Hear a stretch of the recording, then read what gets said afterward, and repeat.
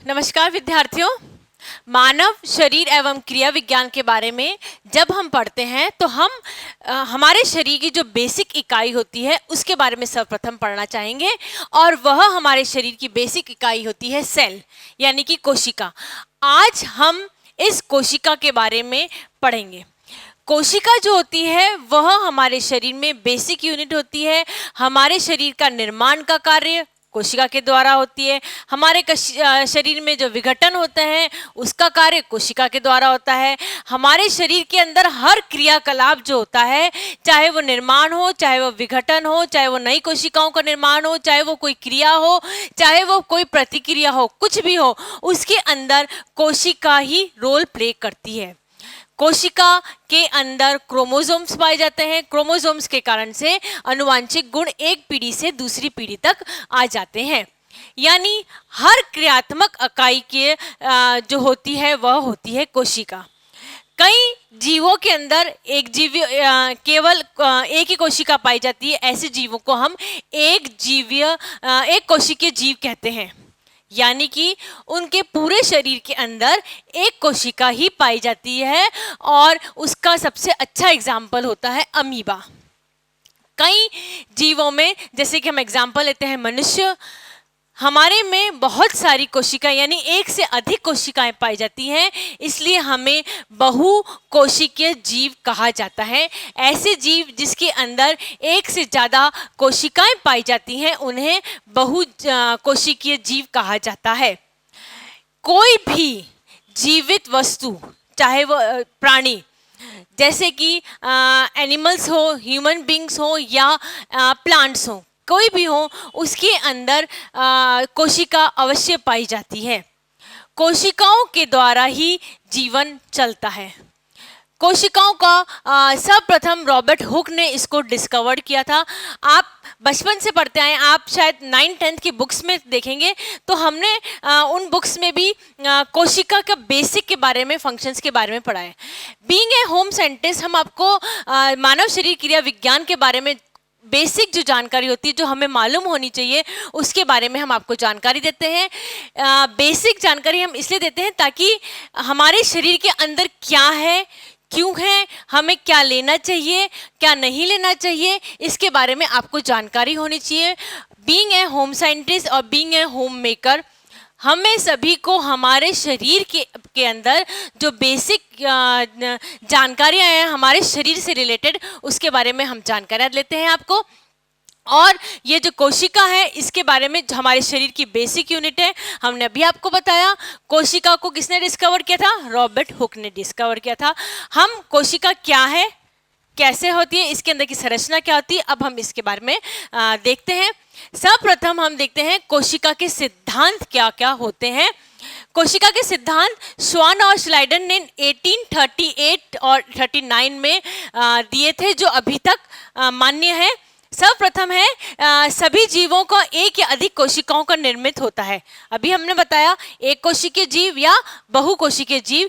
कोई भी जीव होगा, चाहे वो मानव हो, चाहे वो एनिमल्स हो, चाहे वो प्लांट हो, कोई भी जीव होगा, उसके अंदर छोटे से छोटा जीव, चाहे वो चींटी भी हो, चाहे वो हाथी भी हो, कोई भी हो, उसके अंदर वो किसका निर्मित होता है? उसका शरीर कोशिकाओं का निर्मित होता है। एक कोशिकीय जीव अथवा बहुकोशिकीय जीव। कोशिका सभी जैविक क्रियाओं की मूलभूत इकाई होती है। हमारे शरीर के अंदर जो क्रियाएं होती हैं उसकी बेसिक इकाई क्या होती है? कोशिका होती है। चाहे आप पाचन तंत्र को देख लें, चाहे आप श्वसन तंत्र को देख लें या आप नर्वस सिस्टम को देख लें, कोई सा भी तंत्र ले लें, तो उसकी जो बेसिक इकाई होती है वो क्या होती है? कोशिका होती है। कोशिकाओं से मिलके ऊतक बनते हैं और ऊतक से मिलके अंगों का निर्माण होता है और अंग मिला के एक तंत्र का निर्माण करते हैं। ठीक है, मैं वापस रिपीट कर देती हूँ। कोशिकाएं मिलके ऊतक का निर्माण करती हैं। ऐसी कोशिकाएं जिनके की क्रियाकलाप एक जैसे होते हैं, जिनकी संरचना एक जैसी होती है, वह मिलके एक ऊतक का निर्माण करती हैं। ऊतक से अंगों का निर्माण होता है और कई अंग मिलके तंत्र का निर्माण करते हैं, जैसे पाचन तंत्र, श्वसन तंत्र, नर्वस सिस्टम आदि तंत्र जितने भी हमारे शरीर के अंदर पाए जाते हैं। और विभिन्न तंत्र मिलके मानव शरीर का निर्माण करते हैं। यानी अगर कोशिकाएं नहीं होंगी तो तंत्र ही नहीं होंगे, ऊतक नहीं होंगे, ऊतक नहीं होंगे तो अंग नहीं होंगे, अंग नहीं होंगे तो तंत्र नहीं होंगे। यानी कि किसी भी जीव की जो बेसिक इकाई होती है वह क्या होती है, कोशिका होती है। नेक्स्ट है, यह शरीर की संरचनात्मक एवं क्रियात्मक इकाई है। संरचनात्मक मतलब शरीर के निर्माण के लिए। अभी हमने आपको बताया कि कोशिका से मिलके क्या बनते हैं, ऊतक, है ना। ऊतक से मिलके अंग बने, अंग से मिलके तंत्र बने, ठीक है। तो ये जो मिलके जो कोशिकाओं से मिलके बनते हैं, एक संरचना बन रही है। तो जब तक कोशिका नहीं है तो कोई भी इकाई नहीं बन सकती, इसलिए कोशिका को संरचनात्मक इकाई कहा जाता है। अब क्रियात्मक इकाई, कोशिका के अंदर बहुत सारे पदार्थ होते हैं, जैसे कि आपने इसमें देख रहे हैं साइटोसोम, गोल्जी बॉडी, केंद्रक द्रव्य, रितिका आदि बहुत सारे होते हैं। इसके बारे में अभी थोड़ी डिटेल में पढ़ेंगे।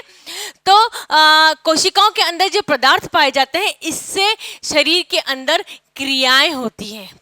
क्रियाएं संरचनात्मक भी होती हैं और कुछ क्रियाएं विघटन भी करती हैं। जैसे पाचन तंत्र में आपने भोजन किया तो भोजन का क्या होता है, विघटन होता है, ठीक है। परंतु क्रिया हो रही है, इसलिए इसको क्या कहा जाता है, शरीर की क्रियात्मक इकाई कहा जाता है। नेक्स्ट है, यह एक वंशानुगत इकाई होती है। अभी हमने आपको बताया जो सेल होती है, जो कोशिका होती है, उसके अंदर क्या पाए जाते हैं, क्रोमोसोम्स पाए जाते हैं। क्या होते हैं क्रोमोसोम्स, ये हम अभी पढ़ेंगे। जो क्रोमोसोम्स पाए जाते हैं, यह क्रोमोसोम्स एक पीढ़ी से दूसरी पीढ़ी तक आनुवंशिक गुण पहुंचाते हैं। जैसे आपने सुना होगा कि आपके फादर से ये आपको गुण आए हैं, ये आपकी मदर से ये गुण आए, ये आपके दादा से आए हैं, नाना से आए हैं, ठीक है। तो ये जो आनुवंशिक गुण जो आते हैं वो किसके थ्रू आते हैं, सेल के डिवीजन से आते हैं। सेल में जो क्रोमोसोम्स पाए जाते हैं, क्रोमोसोम्स को एक सेल से दूसरी सेल में जाते हैं। सेल जो होती है वो विघटित होती है, एक सेल दो सेल में कन्वर्ट हो जाती है। उसके अंदर से क्रोमोसोम्स होते हैं वो अलग अलग हो जाते हैं। ये क्या होते हैं, कैसे होते हैं, ये अभी हम पढ़ेंगे, ठीक है। परंतु चूंकि वो एक गुण एक पीढ़ी से दूसरी पीढ़ी तक जाते हैं, इसलिए इसको क्या कहा जाता है, आनुवंशिक या वंशानुगत इकाई कहा जाता है। नई कोशिकाओं का निर्माण पूर्व उपस्थित कोशिकाओं के विभाजन से होता है। यानी नई कोशिकाएं अगर शरीर के अंदर निर्माण होना होता है तो जो पुरानी कोशिकाएं हैं, एक कोशिका का दो कोशिकाओं का अलग अलग कोशिकाओं में विघटन होना, टूट जाने को क्या कहा जाता है, नई कोशिकाओं का निर्माण हो जाता है। यानी कि शरीर के अंदर नई कोशिकाएं जब बनती हैं, जब पुरानी कोशिकाओं का विभाजन हो जाता है। यह कोशिका के सिद्धांत में आता है। हम वापस रिपीट कर देते हैं कोशिका के सिद्धांत। कोशिका सिद्धांत में है, सभी जीव एक या अधिक कोशिकाओं से मिलके बना होता है। जो शरीर के अंदर जितनी भी जैविक क्रियाएं होती हैं, उनकी बेसिक जो कारण होता है वह होता है कोशिका। शरीर के अंदर संरचनात्मक और क्रियात्मक इकाई जो होती है वह भी कोशिका होती है, वंशानुगत इकाई भी कोशिका होती है। और नई कोशिकाओं का निर्माण किसके कारण होता है, पुरानी कोशिकाओं के विघटन के कारण होता है। यानी कि हमारे शरीर जो है वह किसका बना है, कोशिकाओं का बना है। और कोशिका यदि है तो फिर हमारा जीवन स्वस्थ है। स्वस्थ कोशिका होना हमारे शरीर के अंदर अत्यंत आवश्यक है। जितनी भी क्रियाकलाप हमारे शरीर के अंदर होते हैं उसका कारण कोशिका ही होती है। यह है कोशिका का सिद्धांत। अब हम देखते हैं कोशिका क्या होती है। बेसिक रूप में अगर आप देखेंगे तो ये है कोशिका का डायग्राम। कोशिका को अगर हम देखें तो इसके अंदर बहुत सारी चीजें होती हैं, ठीक है। जैसे माइटोकॉन्ड्रिया होता है, लाइसोसोम्स होता है, केंद्रक होता है, अंतःप्रद्रव्य जालिका होती है, क्रोमोसोम्स होता है, क्रोमैटिन जालिका होती है। अलग अलग चीजें जो होती हैं यह अलग अलग कार्य करती हैं, ठीक है। हम बेसिक से स्टार्ट करते हैं। अलग अलग कोशिकाओं के अलग अलग आकार होते हैं। हर जो भी इसके अंदर उपस्थित हैं उनका पर्टिकुलर कार्य होता है। किसका क्या कार्य है इसके बारे में अब हम जानकारी प्राप्त करते हैं। जब हम कोशिका की बात करते हैं तो कोशिका में सर्वप्रथम हम बात करते हैं कोशिका झिल्ली के बारे में। कोशिका संरचना में सर्वप्रथम इंपॉर्टेंट जो चीज होती है वह होती है कोशिका झिल्ली। कोशिका झिल्ली कोशिका के बाहर चारों तरफ, जैसे हमारे शरीर के अंदर स्किन पाई जाती है जो हमारे अंगों की रक्षा करती है, उसी तरह कोशिका के चारों तरफ जो आवरण पाया जाता है हम उसे कोशिका झिल्ली कहते हैं, या हम इसे प्लाज्मा झिल्ली भी कहे जाते हैं। ये जो आपको बाहर पूरा राउंड दिखाई दे रहा है यह है कोशिका झिल्ली। ठीक है, अब कोशिका झिल्ली क्या होती है? कोशिका झिल्ली एक रक्षात्मक आवरण होती है। किसका? कोशिका का। संपूर्ण कोशिका का रक्षात्मक आवरण जो होती है वह होती है कोशिका झिल्ली, जो कि 10 ml माइक्रोन की होती है, पतली। फिर हम बात करते हैं, यह अर्धपारगम्य या चयनात्मक झिल्ली होती है। अर्धपारगम्य या चयनात्मक झिल्ली से तात्पर्य होता है कि वह जिन वस्तुओं को चाहती है वही उसके अंदर या बाहर आ जा सकती है। ठीक है, इसके अंदर छोटे छोटे से छिद्र होते हैं जिससे जो वस्तुएं अंदर लेना चाहती है, क्योंकि हर कोशिका मिलके ऊतक बनाती है और हर ऊतक मिलके अंग बनाते हैं, अंग मिलके तंत्र बनाते हैं, यानी कि हर कोशिका का एक कार्य फिक्स होता है। ठीक है, चूंकि उनका कार्य फिक्स होता है इसलिए इसका चयनात्मक झिल्ली भी कहा जाता है, कि वह चयन करने की उसके अंदर क्षमता होती है कि उसके अंदर क्या वस्तुएं आ सकती है और क्या वस्तुएं उसके झिल्ली से बाहर जा सकती है। अगर इसका केमिकल कंपोजिशन देखा जाए कोशिका झिल्ली का, तो ये 50% लिपिड और 50% प्रोटीन से बनी होती है। वापस रिपीट कर देते हैं, केमिकल कंपोजिशन में कोशिका जो होती है, कोशिका झिल्ली जो होती है वह 50% लिपिड और 50% प्रोटीन से मिलकर बनी होती है। यानी आप देखिए हमारे शरीर के अंदर प्रोटीन की कितनी इंपॉर्टेंस होती है। जो लिपिड होता है वह इसके अंदर फॉस्फोलिपिड और कोलेस्ट्रॉल जो होता है वो मेन होता है। और लिपिड्स भी होते हैं, परंतु इसके अंदर जो मेन लिपिड होता है वह होता है फॉस्फोलिपिड और कोलेस्ट्रॉल। अब हम इसके कोशिका झिल्ली के कार्यों के बारे में जानकारी प्राप्त कर लेते हैं। कोशिका झिल्ली का सर्वप्रथम और सबसे इंपॉर्टेंट काम होता है सुरक्षा करना।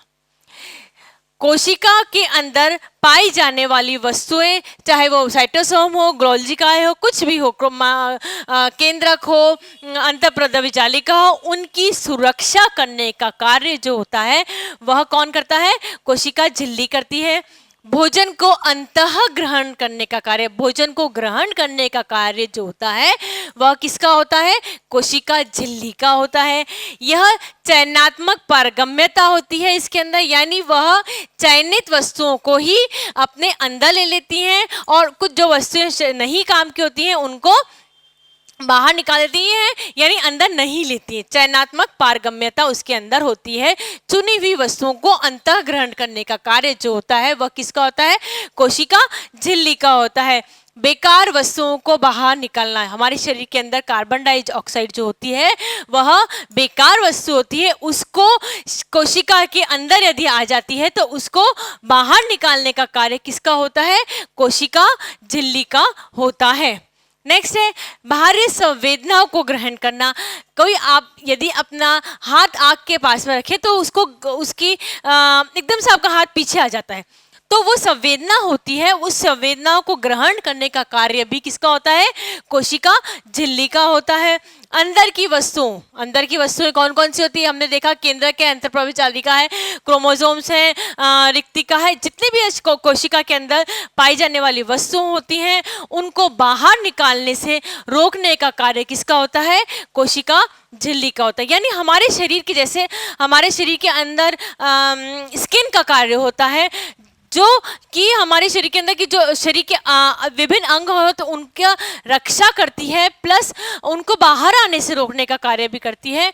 वही कार्य किसका होता है? कोशिका झिल्ली का होता है। वापस रिपीट कर देते हैं, कोशिका झिल्ली का कार्य सुरक्षा करना होता है, भोजन को अंतःग्रहण करना होता है, या इसमें चयनात्मक पारगम्यता होती है, यानी चुनी हुई चीज़ों को अंदर लेने का कार्य करती है, बेकार वस्तुओं को बाहर निकालने का कार्य करती है, संवेदनाओं को ग्रहण करती है और अंदर की वस्तुओं को बाहर निकालने से रोकने का कार्य भी किसका होता है? कोशिका झिल्ली का होता है। यानी कोशिका झिल्ली जो होती है वह कोशिका की संरचना में सबसे इम्पॉर्टेंट रोल प्ले करती है। कोशिका झिल्ली के बाद हम देखते हैं केंद्रक की संरचना। कोशिका के अंदर कोशिका झिल्ली के बाद हम पढ़ते हैं केंद्रक की संरचना। केंद्रक जो होता है वह कोशिका के मध्य मध्य में पाया जाता है यह सुस्पष्ट ठोस गोलाकार संरचना होती है। जैसे कि आप देख रहे हैं यहाँ पे, यह सुस्पष्ट गोल ठोस संरचना होती है जो कोशिका के मध्य में पाया जाता है। इसका कोशिका का में वही रोल होता है जो हमारे शरीर के में मस्तिष्क का रोल होता है। वापस बता देते हैं हम आपको, कोशिका के मध्य में केंद्रक पाया जाता है। केंद्रक का वही रोल होता है जो हमारे शरीर के अंदर मस्तिष्क का रोल होता है, यानी चीजों को नियंत्रण करने का रोल कोशिका केंद्रक का होता है। केंद्रक एक ठोस सुस्पष्ट संरचना होती है जो हर कोशिका के मध्य में पाई जाती है। यह चारों तरफ एक भित्ति से घिरा रहता है। इस भित्ति को केंद्रक भित्ति कहते हैं। कोशिका से जो कोशिका चारों तरफ एक भित्ति से घिरी रहती है उसे हम क्या बोलते हैं, कोशिका झिल्ली। और केंद्रक जिस झिल्ली से घिरा रहता है हम उसको बोलते हैं केंद्रक झिल्ली या केंद्रक भित्ति का नाम दिया जाता है। केंद्रक भित्ति की जो होती है वह 30 से 100 मिली माइक्रोन पतली होती है और इसके अंदर बहुत छोटे छोटे से छिद्र होते हैं। ठीक है, इसके अंदर बहुत छोटे छोटे से छिद्र पाए जाते हैं। कोशिका के अंदर पाए जाने वाले द्रव्य को कोशिकीय द्रव्य कहते हैं। केंद्रक के अंदर पाए जाने वाले द्रव्य को केंद्रकीय द्रव्य कहते हैं। कोशिका के अंदर पाए जाने वाले द्रव्य को कोशिकीय द्रव्य कहते हैं और केंद्रक के अंदर पाए जाने वाले द्रव्य को केंद्रकीय द्रव्य कहते हैं। कोशिका भित्ति का यह कार्य होता है कि जो केंद्रक द्रव्य से कोशिका द्रव्य के अंदर भेजना द्रव्य को और कोशिका द्रव्य को केंद्रक द्रव्य के अंदर आदान प्रदान का जो कार्य करता है वह किसका होता है, केंद्रक भित्ति का। रिपीट कर देते हैं हम, केंद्रक भित्ति में छोटे छोटे महीन छिद्र होते हैं जो कि 30 से 100 मिली माइक्रोन तक छोटे होते हैं। तो उससे जो केंद्रक द्रव्य होता है, केंद्रक के अंदर पाए जाने वाला द्रव्य, उसका कोशिका द्रव्य के अंदर भेजने का कार्य और कोशिका द्रव्य से केंद्रक द्रव्य में आने भेजने का कार्य किसका होता है, ये कोशिका केंद्रक भित्ति का होता है। केंद्रक द्रव्य जो कि केंद्रक में पाया जाता है, ठीक है, केंद्रक द्रव्य जो कि केंद्रक में पाया जाता है वह प्रोटीन, न्यूक्लिक अम्ल और फास्फोरस से मिलके बना होता है। इसके अंदर छोटी सी महीन क्रोमेटिन जालिका पाई जाती है। यहाँ पे आप देख रहे हैं इसके अंदर छोटी जालिकाएं पाई जाती हैं, बहुत सारी जालिकाएं पाई जाती हैं। इनको हम बोलते हैं क्रोमेटिन जालिका। ठीक है, इन जालिकाओं से अगर हम कोशिका का विभाजन देखें तो कोशिका का जब विभाजन होता है तो ये क्रोमेटिन जालिका किस में कन्वर्ट होती हैं, क्रोमोनिमा में कन्वर्ट हो जाती हैं। अलग अलग सी बटने लग जाती हैं, अलग अलग सी बटने लग जाती तब हम इसको बोलते हैं क्रोमोनिमा। और जब कोशिका विभाजन का कार्य होता है तब यह क्रोमोनिमा एक एक पतले पतले सदृश्य महीन छोटे धागों के रूप में कन्वर्ट होती हैं, तब हम इनको बोलते हैं क्रोमोसोम्स। क्या नाम दिया गया है इनका, क्रोमोसोम्स। और यही क्रोमोसोम्स होते हैं जो कि आनुवांशिकता को डिपेंडेंट होते हैं, या आनुवांशिक एक वंश से दूसरे वंश में गुणों का जो ट्रांसफर होता है वह किस कारण से होता है, वह क्रोमोसोम्स के कारण से होता है। ह्यूमन बींग की अगर हम बात करें तो ह्यूमन बींग्स में 46 क्रोमोसोम्स पाए जाते हैं। एक्स और वाई क्रोमोसोम्स पाए जाते हैं। यदि एक्स और एक्स क्रोमोसोम्स मिल जाते हैं तो बेबी गर्ल होती है, और एक्स और वाई मिल जाते हैं तब बेबी बॉय का जन्म होता है। तो कहने का आप ऐसे भी कह सकते हैं क्रोमोसोम्स जो होते हैं वो मिलके क्रोमोनिमा का निर्माण करते हैं, और क्रोमोनिमा जब खूब सारी हो जाती हैं तो वो किसका निर्माण करती है, क्रोमोनिन जालिका निर्माण करती है। क्रोमोटिन जालिका जो किसमें पाई जाती है, केंद्रक द्रव्य के अंदर पाई जाती है। केंद्रक द्रव्य में क्रोमोटिन जालिका पाई जाती है। और जो केंद्रक क्रोमोटिन जब कोशिका का विभाजन होता है तो क्रोमोटिन जालिका जो एक जालिका होती है वह एक एक करके अलग हो जाती है और वो किसमें कन्वर्ट हो जाती है, क्रोमोसोम्स में बदल जाती है। अब हम इसका कार्य देखते हैं। केंद्रक का कार्य, केंद्रक का सबसे इंपॉर्टेंट जो कार्य होता है वह होता है कोशिका का विभाजन करना, यानी मल्टीप्लाई करना कोशिकाओं का। हमने देखा था, जब हमने कोशिका का कार्य देखा था तो कोशिका के कार्य में हमने देखा था सर्वप्रथम कोशिका का कार्य होता है विभिन्न कोशिकाओं का निर्माण करना। ठीक है। और जब भी कोशिका का एक कोशिका से दूसरी दो कोशिकाओं में जब कोशिका का विभाजन होता है, तब सर्वप्रथम जो केंद्रक होता है उसका विभाजन होना चालू होता है। यानी कि जो केंद्रक होता है उसका सर्वप्रथम और सबसे इंपॉर्टेंट काम होता है कोशिका का विभाजन करना, क्योंकि इसके अंदर क्रोमोसोम्स पाए जाते हैं, क्रोमैटिन जालिका पाई जाती है। हमने यहाँ देखा इसके अंदर क्रोमैटिन जालिका है, इसके अंदर क्रोमोसोम्स पाए जा रहे हैं। चूंकि क्रोमोसोम्स और इसके अंदर क्रोमैटिन जालिका है, इसलिए इसका मुख्य कार्य होता है वंशानुक्रम में एक वंश से दूसरे वंश में गुणों का हस्तांतरण करना, इसका कार्य होता है। साथ ही प्रोटीन एवं एंजाइम्स का संश्लेषण का कार्य भी केंद्रक का होता है। केंद्रक जो होता है, हम वापस रिपीट कर देते हैं, केंद्रक जो होता है यह कोशिका के मध्य में पाया जाता है। यह गोल और सुस्पष्ट संरचना होती है। इसके अंदर केंद्रक द्रव्य पाया जाता है। केंद्रक द्रव्य के में क्रोमैटिन जालिका पाई जाती है, जिसका मुख्य कार्य वंशानुक्रम को एक वंश से दूसरे वंश में पहुंचाने का कार्य होता है।